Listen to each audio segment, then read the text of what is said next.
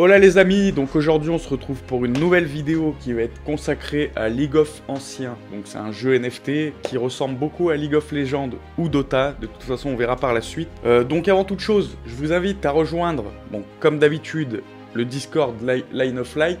Donc c'est l'équipe e-sport, si vous voulez toutes les infos en avant-première, si vous voulez rejoindre, vous intégrer vraiment au groupe, c'est possible. Je vous mets aussi le Discord de LOA, donc vous avez le Discord League of Anciens, ainsi que le Twitter aussi, leur Twitter League of Anciens, vous avez tout en description, allez fouiller. Voilà, à savoir que le jeu n'est pas encore sorti, il va sortir donc vers l'été 2022. Donc il y a une possibilité d'avoir de très grosses opportunités sur ce jeu-là, si vous arrivez avant tout le monde. Voilà pour cette intro, n'hésitez pas à vous abonner, lâcher un like, un petit pouce bleu pour rien manquer. Cette vidéo, je la ferai je vais la faire en 2 ou 3 parties. Donc là, il va y avoir la partie présentation, je vous ferai une partie tokenomie.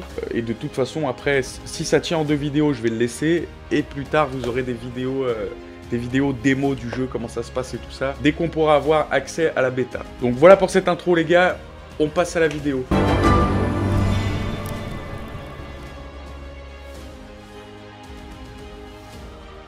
League of Anciens est un jeu NFT qui a été inspiré des plus grands MOBA du marché. On pourrait donc citer League of Legends ou Dota. L'objectif de League of Anciens est et sera toujours d'écrire l'histoire du jeu de la blockchain MOBA. Et en tant que tel, tout a été pensé du cadre à la couleur. League of Anciens aspire à créer une communauté engageante avec une économie florissante, en se concentrant sur les mécanismes free-to-play et play-to-earn, en s'appuyant sur la technologie blockchain. Ce sera un jeu mobile et non un jeu PC pour l'instant. Voilà, donc au début il va démarrer en jeu mobile et peut-être que par la suite il passera en jeu PC. On n'a aucune info, là-dessus pour l'instant, donc ça, à suivre le projet pour savoir si vraiment c'est vrai. Le modèle LOA est un modèle d'entrée sans barrière. Vous n'aurez besoin d'aucun investissement, c'est le but du free-to-play. Donc voilà, donc même ceux qui n'ont pas envie d'investir dans le jeu, vous pourrez quand même jouer et potentiellement gagner un petit peu d'argent. Si vous êtes bon, bien évidemment. L'objectif LOA est de transformer la scène e-sport où tout le monde peut gagner comme un joueur professionnel. Ce projet s'aventure sur le marché du MOBA, avec une base de plus de 250 millions de joueurs dans le monde. 99,99% de la base de joueurs mondiale existante ne génère aucun revenu. C'est là que la blockchain intervient. L'équipe de LOA vise à donner la possibilité à tous les joueurs de profiter du jeu et peut-être de pouvoir gagner leur vie à tout moment et n'importe où dans le monde avec n'importe quel mobile, Android ou iOS. Ils considèrent League of Anciens comme la dernière évolution des jeux MOBA, où les joueurs peuvent convertir leur plaisir et leur engagement en actifs du monde réel. Donc voilà, donc le gameplay, comment ça va se passer ?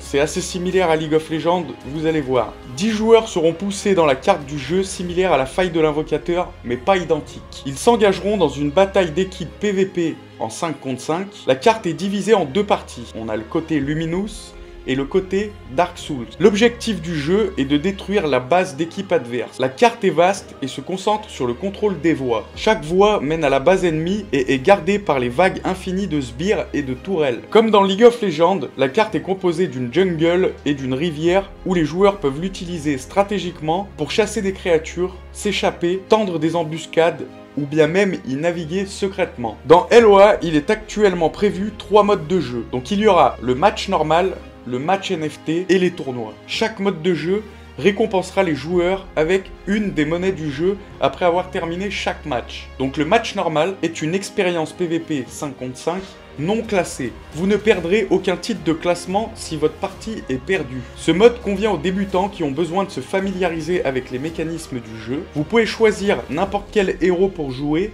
mais vous n'êtes pas autorisé à avoir plus d'un même héros dans votre équipe. Il est important de savoir aussi que les joueurs peuvent gagner de la monnaie du jeu en terminant chaque partie de match normal. Voilà. Donc il sera possible de gagner de l'argent même avec les matchs normaux. Maintenant il y a les matchs NFT.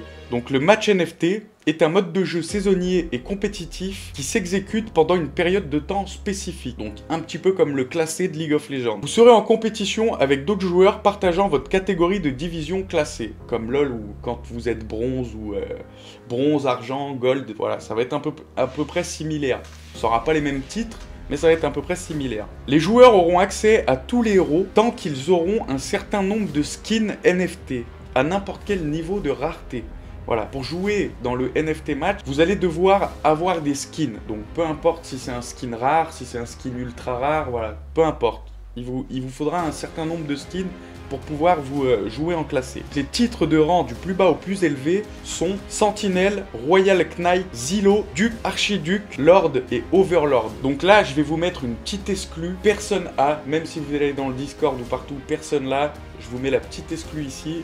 Vous allez avoir donc les logos des classements. Donc il y a Sentinelle, on pense que celui-là du milieu c'est Duc et le dernier c'est Overlord, celui-là que vous voyez. Chaque fois que vous gagnez un match classé, vous gagnerez du MMR et de la monnaie du jeu. La devise utilisée pour le match NFT sera évidemment plus élevée qu'en match normal, bien évidemment. Donc à mon avis, vous allez gagner, plus vous allez être gradé et plus vous allez pouvoir gagner des pépettes. À la fin de chaque saison, le classement sera réinitialisé en conséquence et une nouvelle saison commencera. Voilà, donc là c'est à peu près similaire à League of Legends comme on connaît. Pour ceux qui connaissent League of Legends, bien sûr, mais à mon avis, si vous êtes là, vous connaissez un petit peu League of Legends. Les tournois sont une fonctionnalité du jeu qui permet aux organisateurs d'organiser des tournois en jeu. Il sera supervisé par la Ligue des Anciens. Chaque équipe participante doit payer des frais d'inscription. 5% du total des frais d'inscription collectés seront couverts par l'organisateur du tournoi à des fins administratives. Donc, est-ce que ça laisse penser que n'importe qui pourra organiser son tournoi?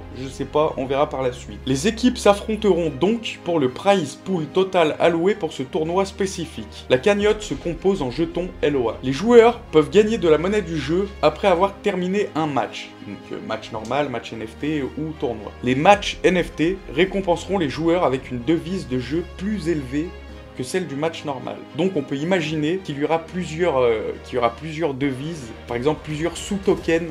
Il y aura un petit token pour les matchs normaux, un token pour les matchs NFT et du jeton LOA pour les tournois. Ça peut faire penser comme sur Illuvium, on a le ILV qui est le jeton de gouvernance et on a le SILV qui est utilisable en jeu. Donc on pourra imaginer qu'il y ait une ou deux sortes de tokens pour LOA. En plus de ça, les joueurs auront un potentiel de gain plus élevé de monnaie dans le jeu en fonction de la rareté du skin du héros respectif utilisé pour le match. Donc je vous mets le document juste à côté.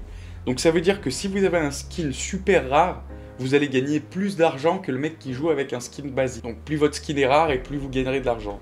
Ça peut être... c'est quelque chose d'assez intéressant. Donc maintenant, on passe aux héros. Les héros sont classés en 5 rôles en fonction de leur utilité dans le jeu. À savoir, tank, mage, marksman. Donc marksman, ça veut dire tireur d'élite, support et assassin. Donc marksman, si vous connaissez LoL, comparez-le à l'ADC. Donc le tank, on sait tout ce que c'est. C'est un gros tank plein de vie. Un mage, il lance des sorts un peu de loin, tout ça. Le tireur d'élite, on peut l'imaginer comme un ADC. Le support, donc en support, qui couvre l'ADC.